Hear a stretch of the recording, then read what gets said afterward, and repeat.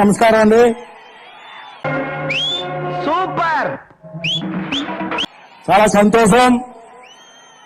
అర్థమైంది సార్, ఎంట్రుకలు నిక్కవచ్చుకుంటాయి ఇక్కడ. ఈ రోజు మీ అందరినీ చూస్తుంటే చాలా ఆనందంగా ఉంది.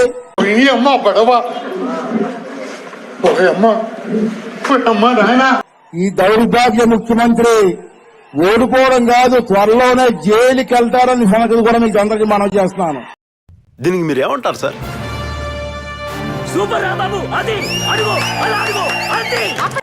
రాబోయే ఎలక్షన్ లో 175 సీట్లకి 175 సీట్లు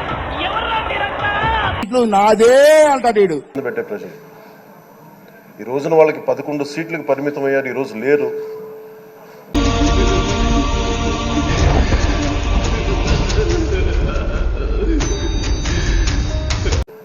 ధైర్యం లేదు వాళ్ళకి.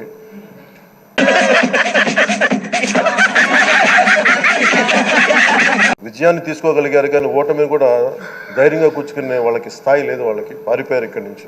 ఆయన ఏం చెప్పారో విన్నారుగా, ఇకనైనా మారదాం పదండి.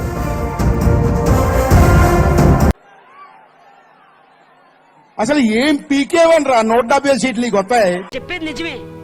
వీడితో ఎన్నేళ్ళుగా ఉంటున్నాను, నాకు తెలుసు అసలు వీడికి ఏమీ రాదు. ఏం పీకో ఒక్క కార్యక్రమం చేసావా?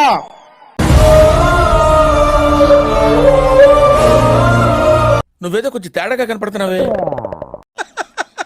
వేసేసాడు, బాగా వేసేసాడు. ఒకసారి చెప్పు, రా దమ్ముంటే రా, స్టేజ్ మీదకి రా, మాట్లాడుతాం మధ్యనే.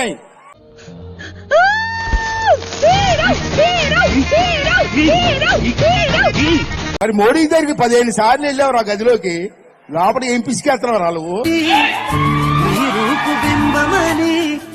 తెలిపేను హృదయం నీకు సొంతమని.